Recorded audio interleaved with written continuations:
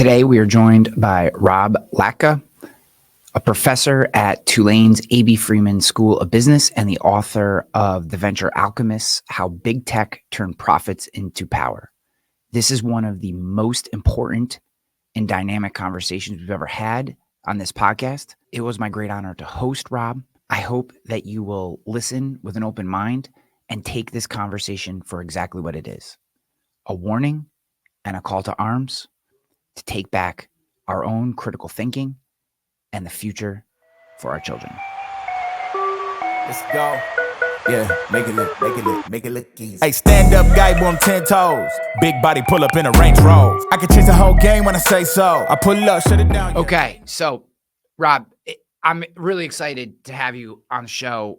Obviously, you referred over to me as someone that I, quote unquote, had to talk to and couldn't have a podcast if I didn't talk to, because you have this incredible book, which as of this recording, obviously people will listen to it at different times, but as of this recording just came out yesterday, immediate #1 on Amazon in the venture capital category. Incredibly exciting topic.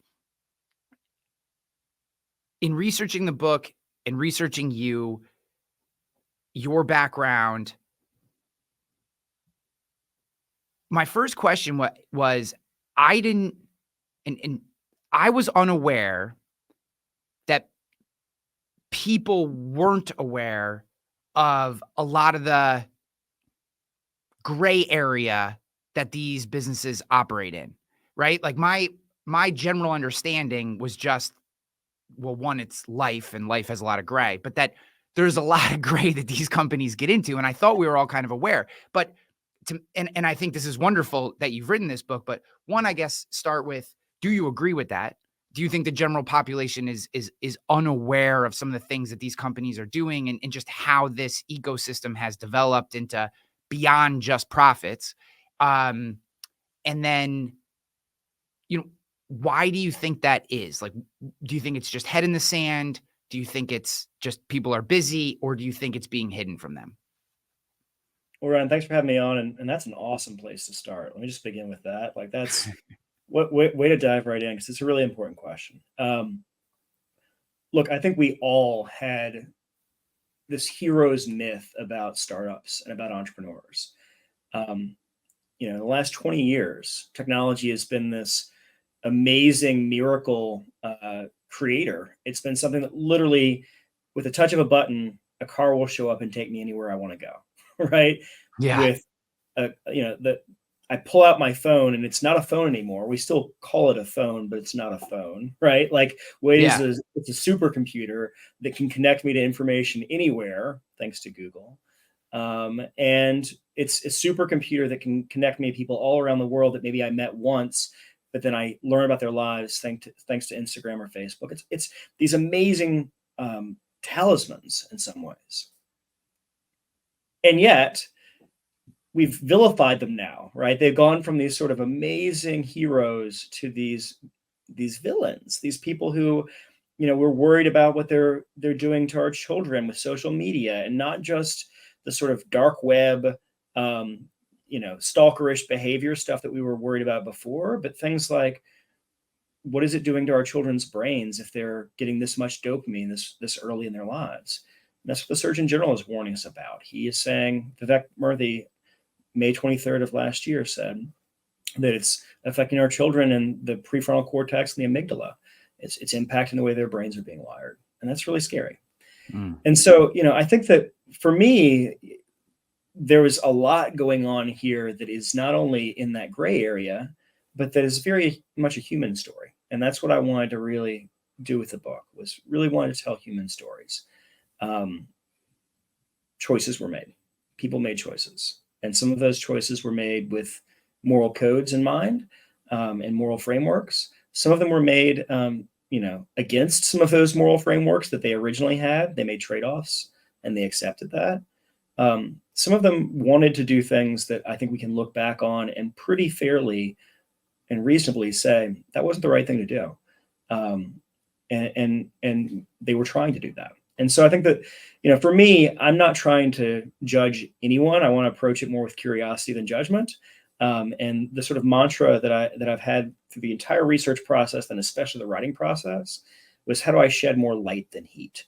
How do I shed light on what happened here? How do I tell stories in ways that illuminate? How do I make people think in a really deep way about different sides of an issue? And then how do I give them the research to go even deeper so they can challenge their own thinking as they grapple with some of the ethical dilemmas that are brought up in the book? And how do I not make it more adversarial and acrimonious and vindictive, that happens too much in our world. I don't want more of that. Instead, I want more light, right? And so that's the way I've approached the book, and that's why I decided to write these stories and put this out in the world. Yeah, I love that because so a lot of my work is helping entrepreneurs and executives with their decision-making processes. And a big part of that is helping them find the blind spots that they make through beliefs and biases and, just all the different things that are built into our brain that helped us survive the jungle. But now in this information overload age, just don't work, like So anchoring and survivorship bias, et cetera. Okay. that's right. And what I love about what you just said is I'm hearing a framework and not a belief structure, which too often I think we're being sold people's belief structures. Buy my belief structure, believe what I'm saying, look at how smart I am, and this is what you should believe, versus here's a set of information and a Tumblr system that if you work through your problem using this system, you'll be able to get an answer that works for you and hopefully works for your community, your family, society, etc. Versus if you don't believe this, you're wrong. We just don't need more of that. It's just I couldn't be in more agreement with you than on that particular topic. So well, let me tell you how I got there, which is yeah, please, yeah. So it was conversations with my students because they're being trained, whether it's in high school or through social media, through the TikTok, the divisiveness of where, again, TikTok is owned by the Chinese state, and what is being shown to these kids is really extreme, especially around issues that are really controversial. Why? Because China doesn't care about right or left or even right or wrong. They just want us to not like each other and to be at each other, right? That's the reason why on TikTok the algorithm is maximizing the extreme content. It doesn't matter which side of the campus debate you're on in terms of Israel and Palestine, Hamas and all that's happening there. Like, they just want people to be angry, and so that's why the algorithm is maximizing that, and that's just what's happening. Yeah, and so when I think about what it's doing to my students when they're coming in and there's this intensity, and they're also afraid, right? Because they're afraid that if they don't post things, that silence is violence or silence is complicity. Like, no, maybe you're just pausing to think, right?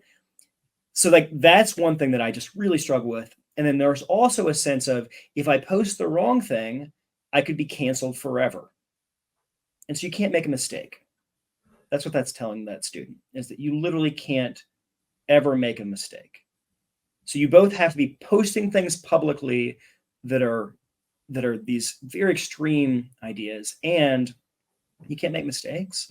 Like, this does not bode well for any of us because we're human and we're flawed and we all make mistakes, and we are not the product of our worst statements ever, or our worst bad jokes that didn't land right or whatever else, right?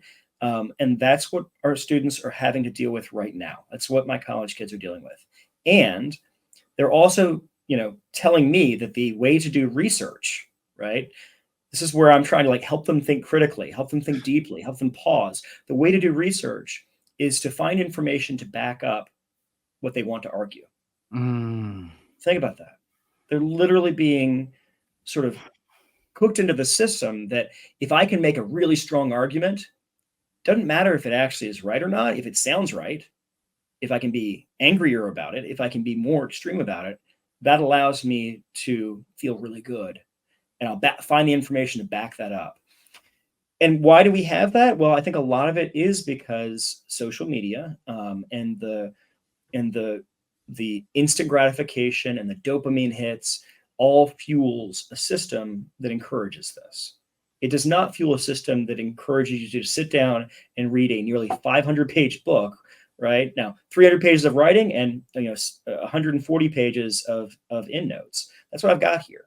And so the book itself is in many ways part of the solution in my mind. Is if you can sit down and really go in deep with a book and think critically about these stories, which are very fun to read. I try to make them very entertaining, and they're very enjoyable, but they're also deeply researched. If you want to go into the endnotes, if you don't think that my sources are right, great. Like, I want you to do that, and I want you to really understand where it all came from. And that's part of the reason why I wrote the book, is for my students, because I wanted them to have something that they could sit down and literally retrain their brains away from their phones, with the same thing that allowed me to train my brain when I was growing up, which was reading very deeply and thinking very critically and trying to really go in depth. And so that's what this book tries to do. So they're prioritizing right over truth, essentially. Yeah, and I think that they're also, these companies in many ways have never prioritized truth. And so if we think about what social media is, right? You're not prioritizing that there's a truthfulness about what you're conveying. You're projecting a better version of yourself. That's what it is, right? That's another word for a deception. Yeah. Right. And there are lots of deceptions in our interactions online, right? I mean, we lie to the internet every day. We click on terms of service agreement that none of us have ever read, and we say, okay, we've read them, right? So this is not just it's not just what I post onto Facebook or Instagram. I lie to the internet every day. And what I don't realize, in having done so for 2 decades, is I've given up all of my data, which is the most valuable asset of our time. I've given up all of the value of all the content that I'm creating. I'm giving up all of my time and my attention, which are valuable. These companies make so much money off of that. And I think that that's an important conversation to begin having, because if we could actually ensure that people shared in the value of their data, they shared in the value of their content, they shared in the value of the time and attention that they devote to one topic or another, then that changes the game. And for me, that's actually more free markets and more a free market, free capitalist system, where I get to have choice about where I take my followers, about where I allow my data to go. Right now, you don't even know. And so your data can be sold from a first party to a second party to a third party to a fourth party, and it can end up in the hands of the Chinese, the Russians, or whomever, and you'll never know. And that's scary. And I think that that's something that's really important for us to start to reckon with. This, to me, is the most important conversation that we can have in our society today. It's not the wars, although the wars are terrible. It's not AI. It's not climate change. It's not racism, sexism, or any of the other isms. It is this conversation, because none of those things can be solved without this conversation, without knowing. One thing that has been, so I love X. I have become very enamored with X. I do not think it's perfect in any regard, so I'm not trying to present like it is. However, I've done a tremendous amount of research. I followed his career for a very long time. I think he's crazy in all the ways that someone is as brilliant as a person as him is going to be crazy. But I honestly think Elon is trying to help. And I think that platform is the closest thing we have to something where there can be a truth, particularly with the community notes function, which I find to be not perfect, but getting better. Now, that being said, think about how scary what I just said was. The closest thing that we have to a platform that holds truth is the current version of X, which, for everything I just said, has all kinds of warts and blind spots, and there's still tons of bots and all these other issues. And how do we start to get past this? How do we start to have conversations? I think podcasts have been tremendous. I mean, there will come a day when there will be statues of Joe Rogan in coliseums because he kept this platform alive during a time where it almost died and continued to talk about topics, to whether you believe them or not, right? Although I have fallen in love with Graham Hancock and do believe there was a lost civilization. I have to be honest. Even though I know that's whatever. But I think this platform and the fact that we're face to face here, I know at least at this point, I know you're not AI talking to me. We can have honest discussions. They can go on in perpetuity. But outside of being in person, which I do believe there's going to be a counterswing back to live events, because as AI and all this stuff develops, you're not, if it's coming through the screen, you're not going to know. There will be a time in the not too distant future where you will not know the difference between you doing this interview as you and you doing this interview as your AI assistant. But in the meantime, in the tumult of now to these, to some point in the future, how do we start to get through this? How are you coaching your students to start to think more critically and not just about the next provocative thing they can post on their TikTok or Instagram to get more likes and shares? So I'm happy to share this story because it's a really powerful one. So I decided to launch the book at the Berkshire annual meeting. And so I was in Omaha. I'm very blessed. I had a chance to work for Howard G. Buffett, Warren's son, and Howard W. Buffett as someone who read many early copies of this book and has been someone who I've turned to throughout my life. And he's a good friend. He's actually the godfather to my second kid. And so, tremendous. I had the chance to be there at the annual meeting. One of the reasons I went with Columbia University Press is because they've done such good work on value investing, on long-term investing.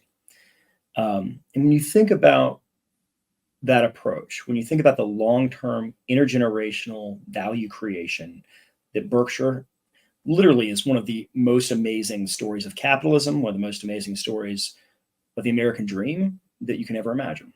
I mean, Warren Buffett in one lifetime created more value than many nation states have ever created. And then what did he do? The giving pledge. He gave it all away to then help other people. I mean, it's an amazing American success story. Talk about people that are going to build monuments, right? I mean, that's incredible. Yeah. And, I'm there and talking to people about long-term investing. They're like, you're a venture capital startup guy. Like, what are you doing here? And I'm like, that is the point, is that we have this amazing technology, but it doesn't have to be all about short-term, immediate gratification. It actually can be the thing that connects us and encourages us to be not our worst selves, not our, as you were talking about, fear and all of the stuff from the savannah, right? But actually is way deeper of who we are as humans, right? And that's what's going to separate the content that's being created increasingly by AI that's going to be very, very productive versus what's creative and interesting and new. And that's what's most human. And so for me, when I think about long-term value creation, these companies haven't done it. These companies like Instagram, Facebook, which are both owned by Meta, like companies like that are creating a very different world than the one that a Berkshire Hathaway is creating, right? And that long-term value creation, when you really think about what that means and how many people have benefited from that as Berkshire shareholders, I think it actually, you can stop and say, wait a second, there's a huge opportunity here to really think long-term about the way that we create value. So that's the reason why I did the Berkshire annual meeting. Now get this. I posted on Facebook. I haven't been posting on Facebook hardly at all, but for the book, I was like, I at least want to, get the word out that this thing is now out in the world. Yeah. And they deleted my post saying it was not my intellectual property. How does that work? They took down the post saying that this was not my intellectual property. And that happened just last week. So, pretty amazing moment, right? Where I'm sitting here saying, this is my book and I'm excited to have it in the world. And it was great. I sold out of all the first run of the book, the first printing of it at the Berkshire annual meeting, because I was slinging books at the airport. I mean, it's the busiest day at Epley Field, busier than Christmas, busier than Thanksgiving, is the Sunday of the annual meeting. And I was there from 9 to 5 and it was wonderful. I was meeting all kinds of awesome people from all around the world, from India and from Europe and from all across the United States. And they were interested in this book, and I was able to sell a lot of books. I posted to Facebook feeling very good about, this will be something that, Facebook's algorithms would like to see, because it's something that is of created value here. There's something worth looking at. And guess what? They deleted it because they said this was not my intellectual property. And so do you think that's bullshit? I think that it's interesting that LinkedIn left it up. How about that? I think it's very interesting that LinkedIn left that up. LinkedIn's more used to people who are actually talking about value creation in terms of professional careers and that sort of stuff. Facebook's more used to things that people are, maybe trying to take credit for things that they didn't do or otherwise, where they're going to take down that IP. I'll be honest with you, I don't even think a human being did that. I think an algorithm did. Oh, for sure. I think an algorithm did. I don't think a human being, whether in the United States or in India or wherever else, saw that thing. I think it was an algorithm. See, I'm wondering if how big tech turned profits into power. I can see Facebook's algorithm not appreciating that statement. Well, if they don't appreciate that, then wait till they get their hands on chapter 1. Ah! I'm serious. Because I begin with the story. And what did Mark Zuckerberg do? He creates something called Face Mash. Okay. Let's slow down and think about this. Okay. We all know it from the movie, right? From Aaron Sorkin's movie, right? But let's actually understand what was happening there. Mark Zuckerberg did a cyber attack. He called it that. He called it hacking. Okay. Did a cyber attack against Harvard. He stole pictures of underage students. Some of them were 17 years old. Okay. Mm-hmm. And he compared girls to girls and boys to boys. Okay. So he's literally stealing photos of underage girls and boys, but mostly girls, and encouraging people to judge each other for entertainment. Now, what is Instagram today? It's judgment is entertainment. It's the same thing. Yeah. Okay? But in that origin story, Zuckerberg said, I wonder whether I should compare some of these pictures of girls to girls or to barnyard animals. That's literally what he's saying in that moment. I say in the book, if it sounds sophomoric, it's because it is. He's a sophomore in college. Like he's a college prank. It was a Halloween time prank. Okay. And then what did he do with that though? Right. He learned that people would judge each other and that would be entertaining and that they would keep clicking. Right. Under oath, Zuckerberg later says what he learned from that moment was that people are more voyeuristic than I would have thought. That was the line. And so where does it go from there? Well, he gets him pulled in front of the ad board. He, is chastised for this. There are, women's groups on campus that are all up in arms, and the email listservs are lighting up saying this is sexist and this is horrible. And what happens next? Zuckerberg literally codes a website for them as an olive branch to make it better. He does a website for these groups, and then he gets to continue at Harvard. Ends up dropping out, of course, where he then moves to Silicon Valley and takes on venture investment, and the platform scales. But then what does Harvard do longer term? I think it's important that we understand what the consequences for and what were the lessons he was learning.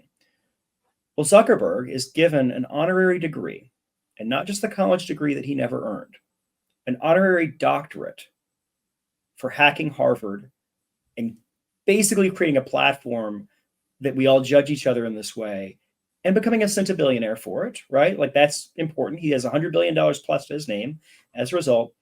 But is Harvard really prioritizing truth? Veritas is their motto, right? Is that what they're prioritizing there? Is it truth? Or by giving him an honorary degree that he never earned, an honorary doctorate, are they celebrating money, right? And money at, frankly, any cost, where especially when you think about the fact that in that same chapter 1, I talk about how Facebook had plans to build products for children younger than 6 years old. Is that the world we want to live in? Is that the world that I want my children to grow up in? And my answer personally is no, but that's what I want everyone to ask questions about, because in the Frances Hogan files, that was documented. The leaked files from Frances Hogan, they literally wanted to engage our children during play dates. They said that they had a responsibility, okay, to engage our children during play dates. And I don't think that that's the way our world needs to be. That's not what I want for my 4 and 7-year-old. Okay. Yeah. And it's all out there. Like those documents, all of her screenshots are all on the internet. I think it's the first time anyone's ever talked about that, because the Wall Street Journal covered a lot, but then that story lost its legs. And, eventually they can only cover so much of what was in those files. That's been out there for the last year and a half, 2 years, and no one's covered it as far as I know. But I certainly do. What's incredible is if he were to do that today, he'd be canceled, blown up. He'd have people, marching in circles, not allowing him to get to campus. That would be this, that would be the next, huge anti-women, he would get destroyed for that today. And he's got an honorary doctorate for it. And here's what's crazy about all of this is that I think cancel culture, I think all of the sort of divisiveness around that, and this is what comes through in the book, again, trying to shed more light than heat, right? I think all of that heat, it becomes overheated and we get angrier at each other. And I blame people both on the right and the left for this, by the way. Like, I think it's on both sides, right? 100%. I think that all of the sort of woke, anti-woke, like all of this ends up in a place where we're just angry at each other. And again, that's what China wants. That's what Russia wants, right? They want us to hate each other so democracy fails. I actually believe that so I don't know, this is my viewpoint on this, because I think about this a lot. I don't think MAGA hates woke, and I actually don't think woke hates MAGA. I think both groups are so frustrated by their station in life, by the hopelessness that they feel in advancement. They were never. MAGA tends to skew older and doesn't necessarily understand the younger generation. The younger generation naturally tends, right? You're liberal until you have to pay taxes, and then you become a conservative. This group, they're looking at this older generation and going, we'll never have what you have, right? I was just complaining to a buddy of mine this morning, not complaining, but observing. Single dad, I have 2 kids. They're with me half the time. I bought 2 half bags of groceries and it cost $110, right? Now, thankfully, I am in a financial state where that doesn't put me over the edge, but that's not enough food to get through the week, even just for me. So if that say that's $400 a month just in groceries, and that amount of food would not get me through the week, even if it were just me, right? So I look at that, and now you take a kid who's out of college making 50 grand, who's looking at this dead end job with middle managers that are in their early 60s that now aren't going to leave until the middle 70s. And they feel rage, and they don't know how to, and they can't express it because our corporate cultures have gotten to the point where we can't actually have honest conversations. So what do? They dye their hair blue, shave half their head. Even though they're gay, they're pro Hamas or Palestine, and they just take on all these things that are confused and believe that, they're pro, they climate change is ruining the world, except they hate nuclear power. And you have all these conflicting ideas, and it's just rage filled. And that, to me, again, coming back to what I said to you before, and it's why I was so excited to talk to you today, is like, it's not the this versus that. It's how do we have a conversation today? How do we have a conversation today where we don't hate each other at the end, even if we disagree? That is, and where do we have that conversation? So I do a lot of coaching, executive coaching. And one of the first things I have people do, I won't go to TikTok because I agree with you. There is no way to bypass the extremism of the algorithm. However, on Instagram, I will tell you that while they will occasionally pop something in, for the most part, Instagram is more dialed to what you spend time on. So what I'll have them do is scroll their feed for me slowly, and we will take inventory of what is coming through their feed. Now, if you look at my feed on Instagram, you find inspirational quotes, because I love that stuff. So like David Goggins yelling, "Stay hard." You know what I mean? Like, I don't know. I just like it. It gets me, I feel good. Inspirational quotes, science stuff. I love, science stuff like that, universe, and I'm just interested in it. And how to coach 10-year-olds baseball because I'm a baseball coach for my kids and I love baseball. So like, that's what you see over and over and over and over again are those things. Cause anything else I don't spend any time on. Right. But even then you will occasionally get Florida man gets hit by car, see what happened. And you're like, I don't want that, but they're still trying to inject it in to see if they can catch me. So where do we go to have these conversations? What is a place? Does it have to be in person? Is there a place where we can do it online? Our podcast, The Last Bastion. How do we start to have these conversations? So I'm going to throw one big idea at you, which is near the end of the book, but I'll go ahead and give it out now because I think it's a cool thought. If we, instead of clicking on Instagram ads, just scrolled right past them, and you could still use the app, just scroll right past them every time when you're about to click on it. Or even better, if in an act of civil disobedience, you put down your phone, you were present with your kids or your family or your friends, right? An act of civil disobedience, that's what that would be. If you just scroll past the ad or if you turn off your phone and are present, it would break Facebook's business model. It would break Meta's business model in 1 quarter if enough of us did that. Just scroll past it. And here's the power of that idea is me saying it to you. And then whomever's going to hear this, the next time that they're on Instagram and they see an ad, they're going to think of me saying this and us talking about this and why it's important. And then they might go, that's interesting. Like, I remember that from that moment in that podcast. And they might tell someone. And then they might tell someone.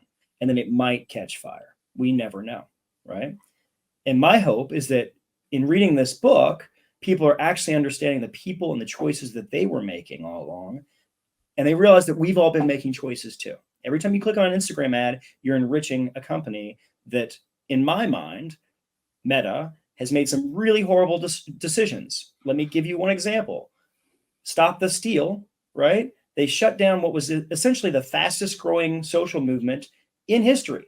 It was the fastest growing Facebook group in history, which makes it one of the fastest growing social movements in history because people have never been connected like that before. Now, whether your politics, you should have shut that down or not is one thing or the other, but the way that our US Congress, when we looked at the January 6th, it was the purple team. They didn't release the report, but it's out there and I use it in the book. They said they're just making that decision on the fly. They're not, instituting a clear policy about whether they shut down that group or not, or they shut down all these other groups or not, about whether they delete some posts or not.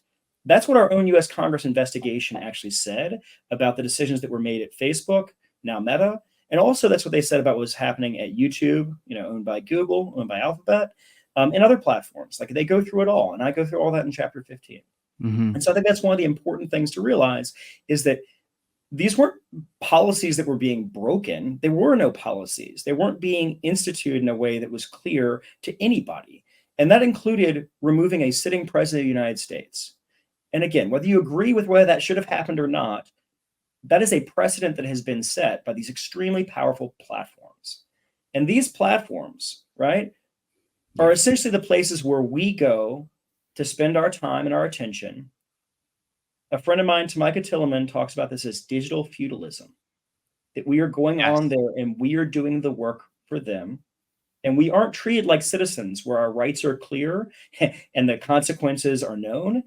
We're treated this like we are serfs, where they get to make the call and the rest of us are the ones who deal with the consequences.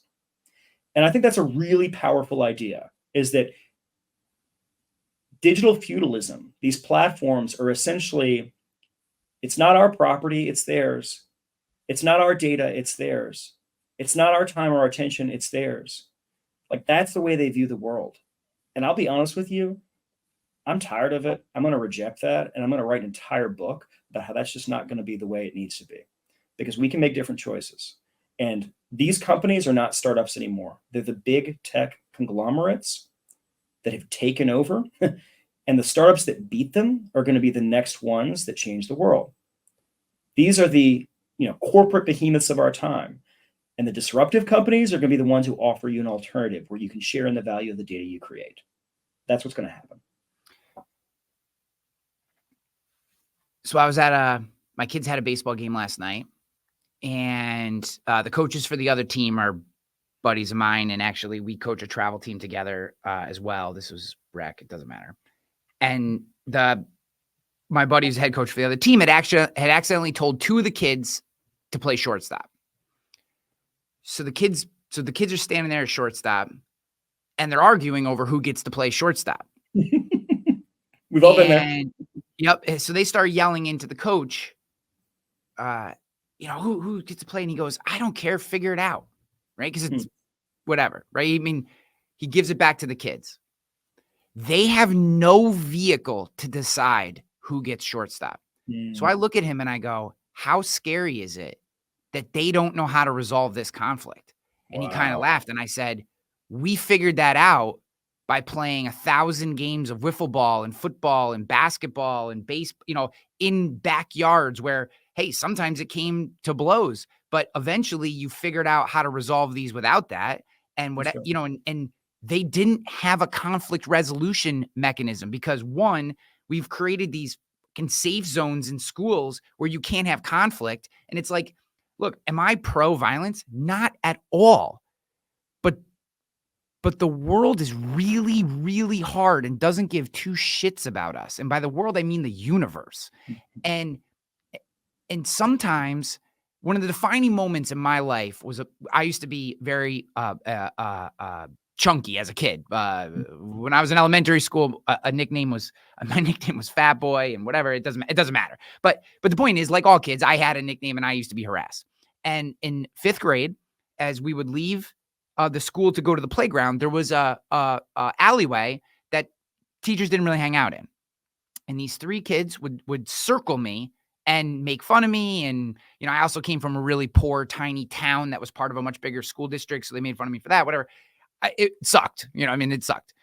And one day, and I'd been crying and my dad had been like teaching me, my dad's like, look, like at some point you're going to have to stand up for yourself or it's never going to stop.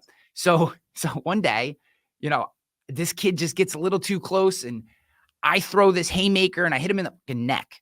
I'm eyes closed, just, I'm 5th grade. I don't know. I'm just like fear and rage and all these things. And he falls to the ground and he goes, you punched me in the neck. And now he's crying. I'm crying. You know what I mean? The kids, his 2 buddies they don't know what to do. Guess what? They never did again. I never got called fat boy or made fun of for the town I came from those 3 particular individuals ever again. And from most kids, because the story spread pretty quickly. Am I pro-violence? No. But what I'm saying is we have created these spaces where we've removed reality to the point where it's who can post the next viral meme against the other person. And that's how we're trying to solve these things in this popularity contest versus how humans actually interact with each other. And it was so scary to me last night. And again, I didn't expect on sharing this story with you, but I was watching these 2 kids and I was just like, they have no mechanism to do this. Their entire world is Fortnite, this ridiculous safe space, schools and social media. And they don't know actually how to interact with another human in person and resolve conflict. How do we get that back? Like legitimately, how do we get that back? Yeah, well, I think, a lot to unpack there. One thing I would say is that being uncomfortable is what education is about. Being uncomfortable is learning and growing. And especially for me, as I teach entrepreneurship, right? I teach how to create great companies that have created value that no one else ever has, right? Like that's my goal, is you're solving problems that haven't been solved before. And how do you solve those problems? Well, you get out of your own head, because it's not about your idea, right? Mm-hmm. If you had the idea, you would have already become a multi-billionaire off of just the idea, right?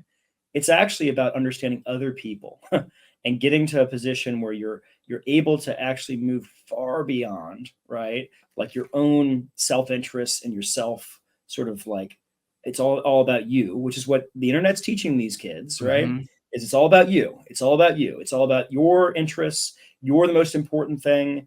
Literally at the beginning of Facebook, they had at the top of the website, this is you. Well, of course it was. It was your picture and your name, but they were trying to teach you something about your identity, right? That you literally are whomever you're projecting yourself out to be on the internet, right? This is you. That's profound, right? That they were teaching people that who we are presenting ourselves to be on the internet was more important than who we actually are, right? And so, of course, we ended up here. Of course, we ended up here where no one can actually have real conversations or deal with conflict or deal with uncomfortable situations where they don't know the answers. Of course, we've ended up in a situation where like there is way more violence that is coming out through these protests that we're seeing on every side. Why? It's because we're not sitting down and having conversations where we actually learn and grow. And that's my fear for where it comes, where it goes next, is if we continue down this path, you could end up where you're spending more and more of your time through some sort of virtual reality system, right? Where you're only spending time with people who are like you from all around the world, as opposed to in your church or in your community. Like there's a real interesting heterogeneousness of your neighborhood, of folks that are, part of your community. And that's what America is all about, is that we actually spend time like in community with each other, not staring into some virtual reality, artificial reality system where we get to self-select who we want to hear from and who we want to believe, believe in what they're saying. Like we're already doing that with social media now, right? That's what's already happening, especially with some of these systems that only push you towards your filter bubbles, only push you to the left or the right, or whatever particular issue area you care about, right? Like that gets worse in the metaverse where that's how we're spending all our time and all our money and all of our attention. That's really dangerous, right?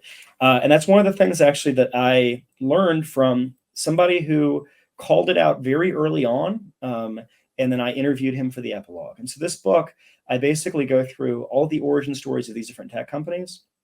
And I also check out the college newspapers. In 2004, 2005, 2006, as Facebook's hitting their campuses. And I'm like, what were the concerns then? And the concerns you and I are talking about were discussed in those college newspapers 20 years ago, okay? And what's amazing is that I track these people down. I ask them, how do you feel now? And there's no sense of like self-righteousness of like, I told you so. Like no one's saying that. They're just disappointed. They're really sad about how the internet turned out, right? There's no sense of like, I'm going to like boast that I called it 20 years ago. It's more like, oh, I'd forgotten I'd said that. Yeah, that sounds like something I would have said. And yeah, this is how it's showing up in my life right now. This is how I'm approaching, my raising my kids. These are really good people that are just normal folks that don't deserve to be in a book alongside of Mark Zuckerberg and Larry Page and Sergey Brin, but they are. And part of the story here is that they're the ones who actually we need to be listening to. They're the ones who actually have the answers. And that's why democracy, as you're discussing, can actually still work if we actually get back to that, because we need to be able to disagree without being disagreeable. We maybe need to even come close to blows, probably not fully to blows like you were saying, but like close to it and have a tough conversation, but then hug it out afterwards and be cool with it and be fine. Like that is okay. It's okay to disagree. It's okay to be very upset about something and passionate about something, but do it in person in a conversation where you have to look somebody in the eyes and understand that they are a real human being too. And it's not just about you typing something into an internet, into the internet, and it goes off there and gets you a lot of dopamine as a result, because that's not what we're built for. Like that's literally not who we are as human beings. Did you see this argument that's going around that was made in person in a debate at Oxford by Winston Marshall with Nancy Pelosi in the crowd? Have you seen this clip? No. If you haven't, it's like 14 minutes long. Okay. It's a debate style argument. Nancy Pelosi shows up in Oxford, and this guy Winston Marshall, I think he's a former student of Oxford. I don't think he's going there right now. And if he is, he's in his later years.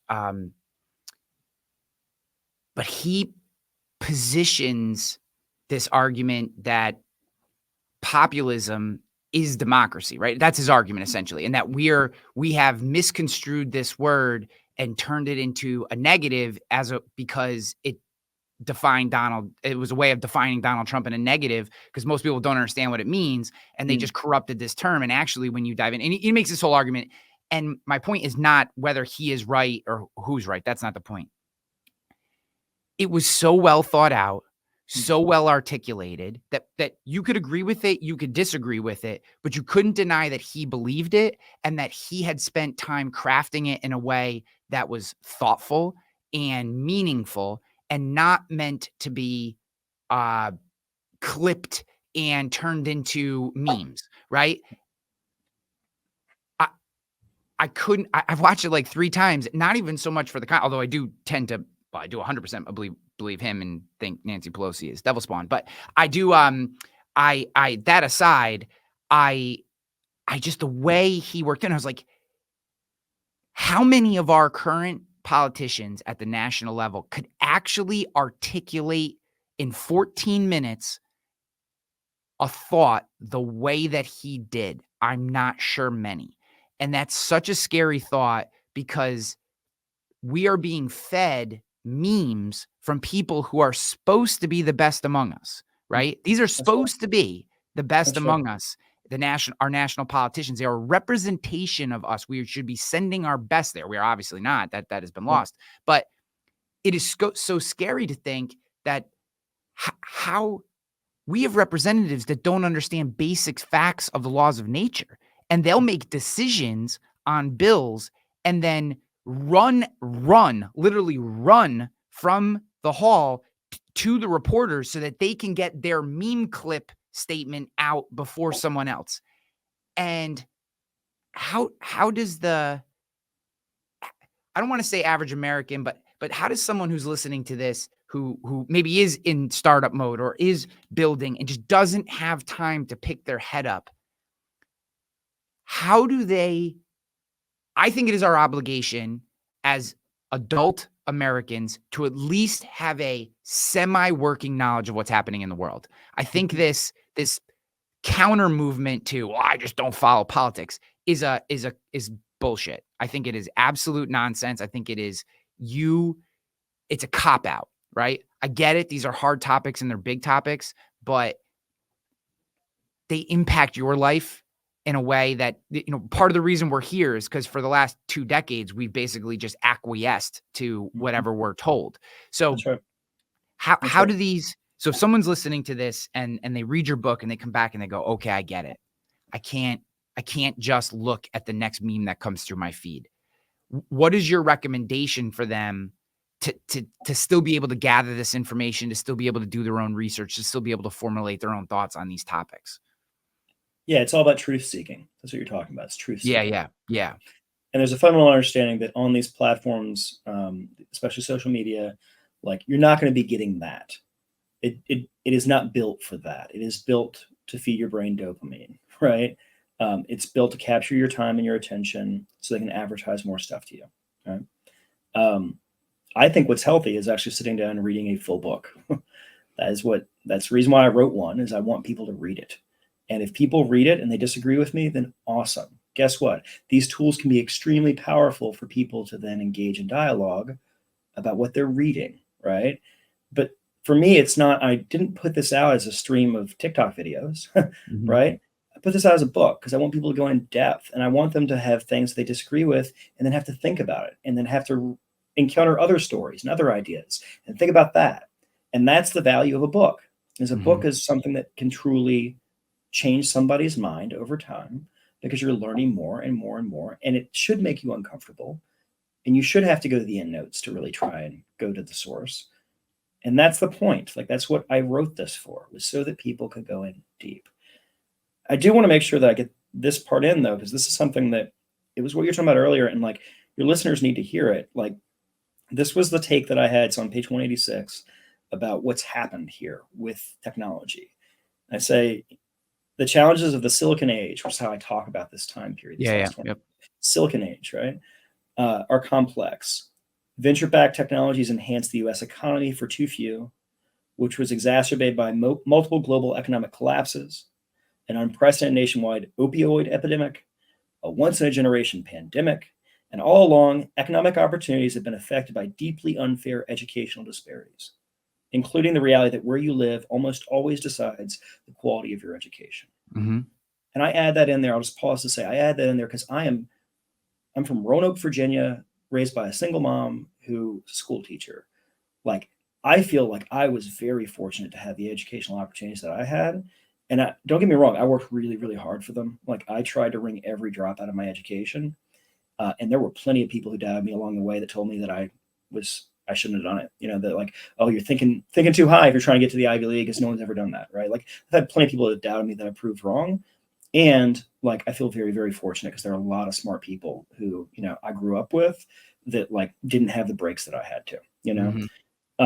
And so like I put that in there because I think that that's something that we all, you know, need to understand, is that like at least this book, this one right here that I've written, like, you know, you can get in the library. So I want that to at least be a starting point for some people, right? So there's educational disparities, at least on these topics. Like I've tried to level the playing field a bit, you know? And then I keep going and I say, but when it comes to the upward mobility and the promise to all American dream, the 21st century, so the last 20 years, has been decidedly un-American thus far. And why is that? Well, it's because the current generation is the first in U.S. history to believe that the next generation will have it worse off than they do. We're the first ones to ever feel that.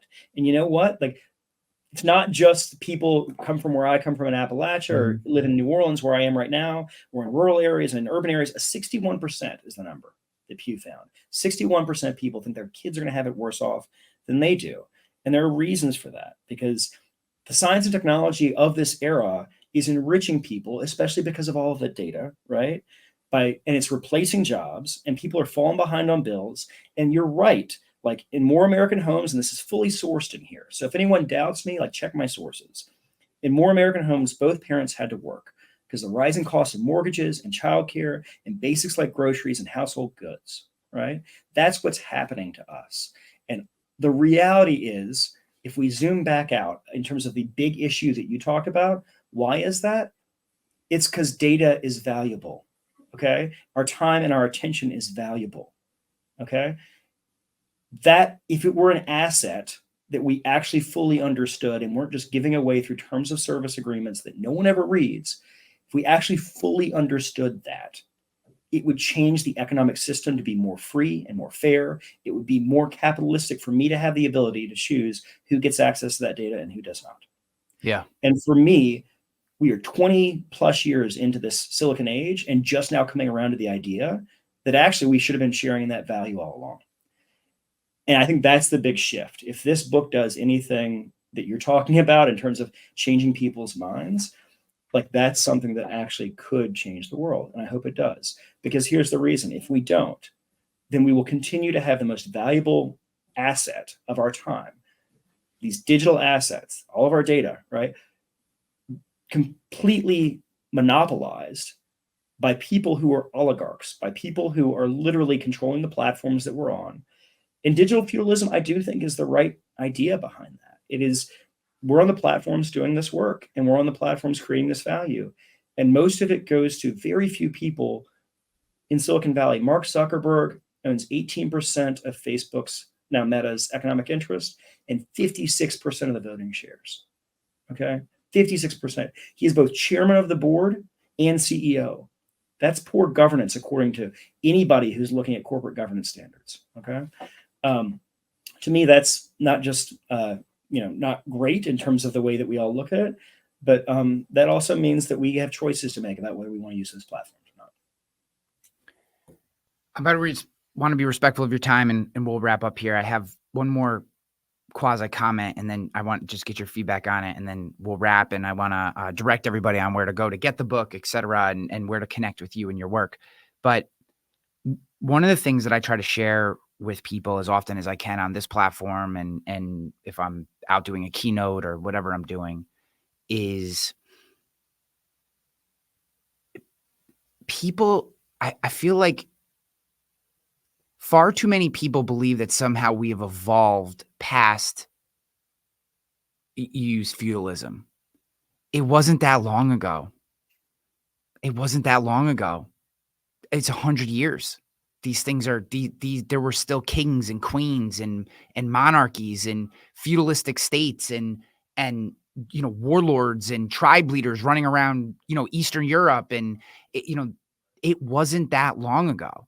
Just because we have cell phones now does not mean that somehow our mental evolution has just snapped forward outside of territorialism and power accumulation. Like people be like, oh no, that's ridiculous. Mark Zuckerberg's doesn't see himself as some sort of oligarch or monarch. And I'm like, why not?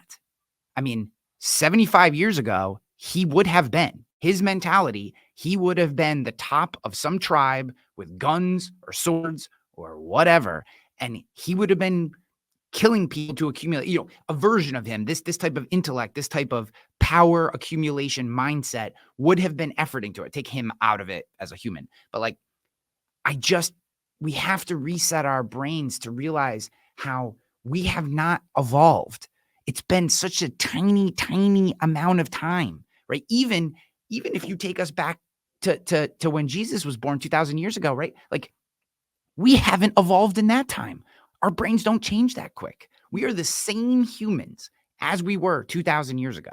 And to think that somehow these power dynamics and have just changed. Read the 48 Laws of Power by Robert Greene. And then think about your day-to-day life. Every single person in your life is playing power games with you in some way, shape, or form. We have not evolved. So I say that, and I want to get your feedback quickly on that, but just, I feel like we've just somehow said, oh, we have cell phones and cars and can travel in space. So now all of a sudden we somehow are all, playing this altruistic game and it just simply is not the case. We're not different people. We have more destructive tools. And I try to level set as often as we can on that. Yeah, it's part of where I close with, so I won't give the full epilogue to but I'll give this little kernel, which is that we are voting all the time, with our attention, with our dollars, with our votes. Like, we vote, we make choices, right? All of us do. And a democracy, like, we still have a democracy, thank God. Like, I thank God that we have a democracy right now still, but it's not guaranteed. And if we're not voting with all of that, with our time and our attention and our dollars and our votes, like, if we're not actually choosing what we want and where we want the world to go and where we want our country to go, whether we're okay with, China having what they have here and gaining what they gain. Like, if we're not okay with that, then we need to start voting. And that's something that I think that really matters. And for me, it's also it's a back to the sort of like remembering, and I talk about it in the book as America as a startup, remembering who we were as a startup in that revolutionary moment, right? And it was a profoundly different idea that, quote unquote, ordinary people had to say, right? Like, we already had a king once. We don't need more kings, is my point. We don't need more feudal lords, right? What we actually need is to remember that, like, it wasn't our government that gave us this. It's certainly not today some corporation that owns some platform that gave us our rights. It's God-given, right? Like, it's literally God-given. That's what is written into the most important documents that I've ever imagined could have ever have existed. Okay. Is that it was God-given, right? That life, liberty, and the pursuit of happiness came not from a government or an empire or some super powerful person who had a higher IQ than anybody else. It came from God. Like, that is God-given. And we all get it. And we're all equal in that. And so that's where I end the book, is a sort of reminder around, like, who we actually are and what we actually get as a part of the deal of having the idea that is America. And I think that we need to remember it. I couldn't agree with you more. From my shoulder to my elbow is an American flag with a negative space crossing it. My defining values in life are Judeo-Christian values. And upon that, I rest the original intent and ideals of the American Constitution and our founding fathers. And I think it's important for us to remember that somewhere around 40% of the members of the signing document did not want to be there. They were there because they felt an obligation to the people of the territories that they were representing. They didn't even, it wasn't that they were there to gain power, to become the governor. Our president could have had a third term and turned it down. They wanted to name him king, and he turned it down. That's right. Think of that today. Think of one of these individuals doing that. And that's who we were born out of. And I agree with you, dude. This has been an incredible conversation. I am so happy to have spent this time with you and share your work with my audience.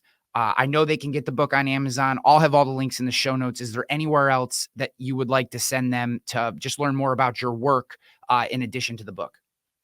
Yeah, I mean, I'm having as many conversations just like this one as I can have, because you're right. Podcasts are really, really important so that we can make sure that real conversations are being had. Your listeners aren't going to agree with everything that I say. That's cool. Like, I want that. I want them to actually delve in deep and to find out what they disagree with. And then I want them to talk about it with other people as they read the book. To me, that's the way that this book succeeds, is that it sparks a conversation that we need to have. Yeah. And that's the greatest thing that I could possibly imagine that, as a teacher that I could get to do, is that I get to start some conversations. And that, frankly, as a citizen, like, that's the reason why it matters to me, is I think that, shedding light and not heat, and actually spreading a conversation that needs to be had, is why I'm here. Dude, appreciate the hell out of you. The book's already killing it. Hope we're going to push hard here just in my community to get you even more, get this message out. I know a lot of people listening to this are dialed right in. So appreciate the hell out of you, man. I wish you nothing but the best. It's awesome to meet you, Ryan. Thank you. Let's go. Yeah, make it look easy. Hey, stand up guy, on 10 toes. Big body pull up in a Range Rover. I can change the whole game when I say so. I pull up, shut it down, yeah, they know. Running this game ain't a thing for me. I never switched up, no change in me. The only thing changing is